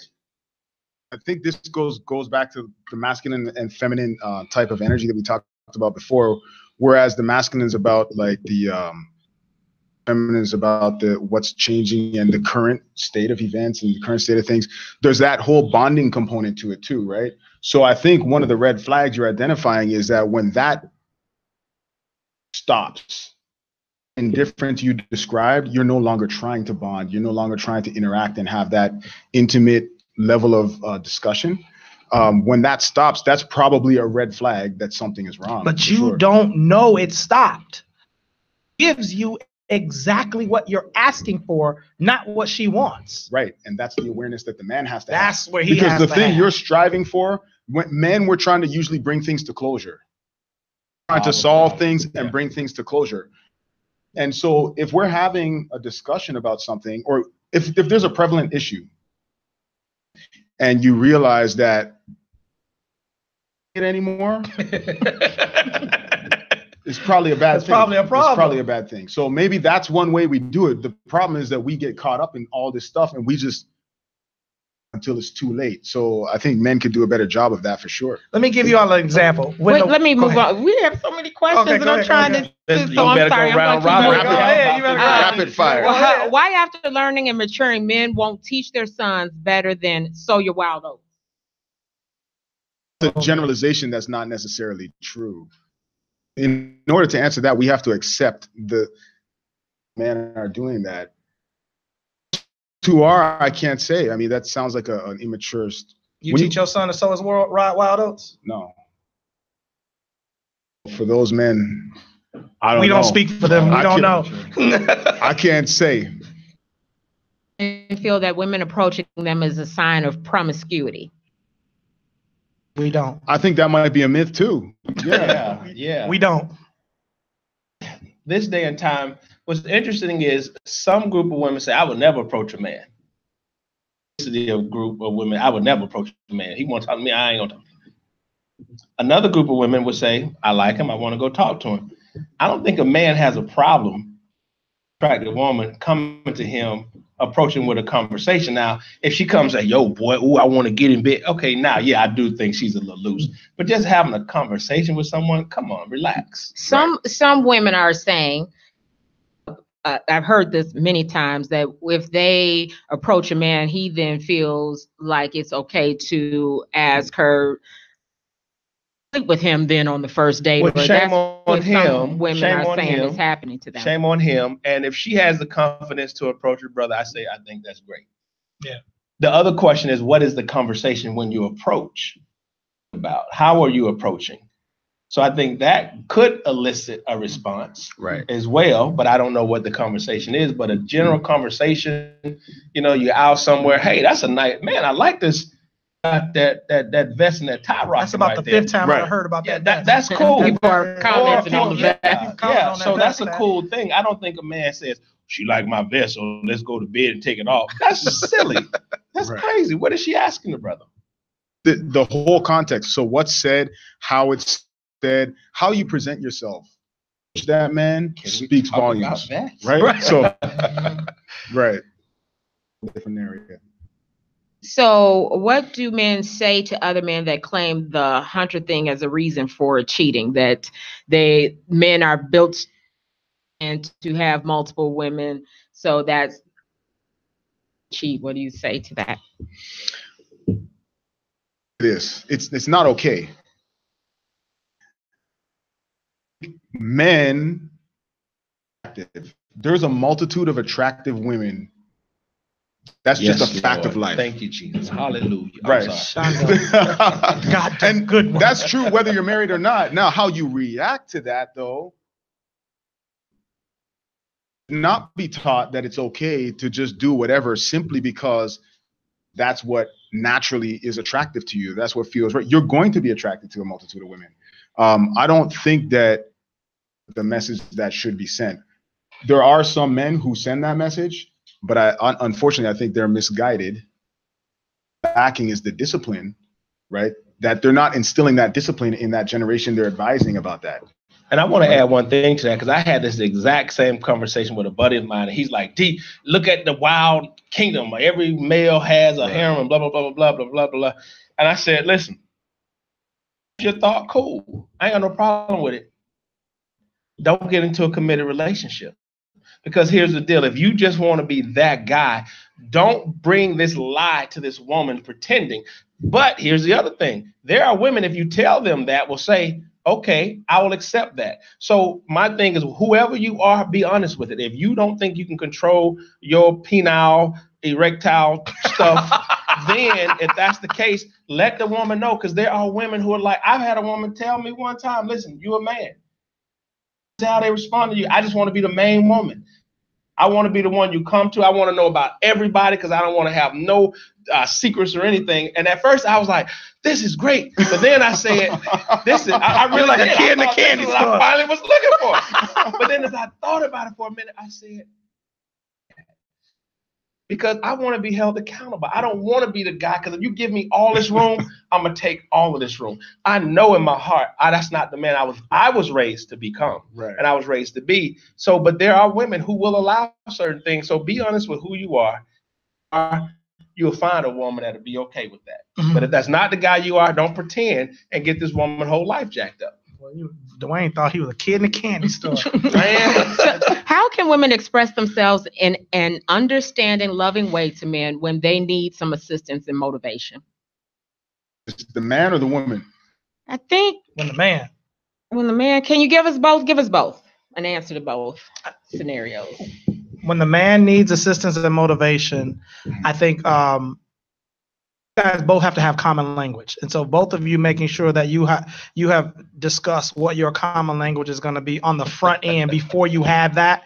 So with me and my lady, what we say to each other now is, I have something I'd like to share. Can you create a safe space? And so whatever you all discuss in advance, that when we need to have a tough conversation, how can your heart be open and what can I say? I think that might differ for each couple, but I think you have to have common language. Right. Can you read that question again? I think she was meaning it towards the men, because how can women express themselves in an understanding, loving way to men when they need some assistance? I still don't know that. So it's like some assistance. When the man is screwing up, how do you tell him he's screwing up? That to him? Yes. Yeah. And not be critical or right. what the constructive I think criticism. What James just said is so powerful, because here's the deal. I may not, like right now, right? I have a blinder on. So whatever you and James do, I cannot see it. So no matter what. So if she sees that, oh man, babe, you're making a mistake, but you can't even see that you don't see this thing, then she has to be able to say, babe, dude, you got it going on, right? You got to build that little ego up. And then it's like, now listen, let me ask you this. Something that I know that you can do better. Would you want me to tell you, or would you want me to keep it? No, girl, I want you to tell me. Are you serious? Yeah, I want you to tell. All right, now. Let me whip out the list. Yeah, exactly. Right. But then let's create this safe space so we can discuss it, because she should be able to have these difficult conversations. Because guess what? I may be able to say, well, babe, I'm glad you started that. Can I share what I have too? I gotta scroll too. I think men can take it better than women, because women don't like. Right, and I would say that there needs to be more than just in that moment, right? So there should be a relationship that's built where you're used to having those kind of dialogues. Mm-hmm. It comes, it doesn't sound completely foreign. And then I would challenge the man to say that no matter how it sounds, you got to take it in at some level. In that moment in time, it might be real hard. But I remember when I used to play football, I came out there and the coach delivered a message and I was kind of dejected. And he's like, listen, man, forget about how it was said. Through to the nugget of information he's trying to deliver to you, right? And so that's not a license to just say, talk to him however you want to. Create a significant barrier for him to overcome, right? Man, you need to overcome that. But you just said something that's powerful. Don't listen to men, listen through. Right. That'll preach. Right. That'll preach. Don't listen to, listen through. What does that explain? That, well, explain how do you listen through? Well, there's the delivery, right? And a message can be delivered in multiple ways. So is to try and deliver the message in a way that's understandable, right? Because she may or may not necessarily know what she's saying. She might just be saying what she feels. Saying it in a way that he can really understand the real issue, right? Work on that. If you're the female, try and get to what the real thing is that you're trying to say and try and say it in a way that's palatable, creating an environment, not just in that moment, but over time, right? So that's one. The man's job is to know her. You need to know her so that when she reacts a certain way, what's really at the heart of that? What's she really getting at, right? And then it's like, as it could sound, right? In some cases, swallow your pride. And in that moment, you might not be able to do it, but at least at some point in time, you've got to go back, replay what she was saying and ask yourself, is there any truth to that? Because if there is, you need to change it. And I think that's when you got to ask each other, are we on the same team? We on the same team? Because guess what? If we're on the same team, you may have to bring me some feedback that I may not like. But if I know you on my team, I know you're not bringing a knife to cut me. You're bringing something to cut off needs. So as long as we know we're on the same team, and we should be able to give each other caring, constructive feedback where it doesn't break each other down. I think, James, you've said to me before in the past, men have to feel when talking to you, they have, I know I'm not using the word. It has to be safe. They have to feel safe. And that doesn't happen in that moment, in that conversation. That is something that, Patrick, I think you were saying, that your relationship, he has to know from how you deal with everything with him, that you're safe to come to, that you have his best interest and you have his back. And that's not always built up in that one moment. That's an ongoing thing. And I don't know, I can't get the word you said to me before, but that, but you have to have that where he feels safe coming to you. He has to feel safe. Everybody has to feel safe in their relationship. And if he feels like this is my relationship is a safe place where I can be me. Has to feel safety too. Absolutely. Right. Absolutely. But how does a man give a woman the safe? I don't easily. He's not screwing everything that walks around. Easily. He's doing what he says he's gonna do. Easily. When he says, baby, I'll be home by 8:00, he's home by 8:00. Build safety. Yes. Amen. You're listening, He Said, She Said on IntellectualRadio.com. And I have been so fortunate. I have learned a lot. This is one of those shows I will go back and replay and take some notes myself. And so I would love for the Ironmen I have here to tell you what they have going on and how you can reach them. JamesBourget.com. I'm also at circleurban.org. You can reach me at Facebook at Coach James Bourget. That's my Facebook page as well. I'm Coach James Bourget, Twitter, 07. I'm at Damani George Hair Studios. So we're a full service hair salon. We're inside Woodfield Mall. You can get us on DamaniGeorge.com, Bo at DamaniGeorge.com, or Patrick Stephen at DamaniGeorge.com. We're also on Facebook and Instagram. And for me, you can reach me at DwayneBryant.com, DwayneBryant.com. Also, AboutTheStop.com. My passion is the young people, the stop, improving police and community relations. Every parent, every teacher needs this book with your young people, and they can find me that way. I gave that my daughter, the new driver. I gave her the book. Yes. I don't know if she started reading it now. I have to get on her if she's reading it, but I definitely gave it to her. Thank you, everybody on Facebook who shares the broadcast, who chimes in. It wouldn't be able to happen without you. Tracy, Wendy, Katie Lowe, Beverly, Howard, all you guys. I'll go back and touch bases with you after the show. I appreciate you, and I'm so glad that you share the broadcast and join me every week. And I want you to come back every week. We're going to try to keep doing what we do, bring you the male and female perspective here on He Said, She Said. And I'll be back here next week, the same time, same place, IntellectualRadio.com. He Said, She Said, 2 o'clock on Sunday. See you next week. God bless everybody. Show you romance, you won't be sorry, woman. Oh, girl, you know. Your man, be your man, be your man. Can I be your man? Can I be your man?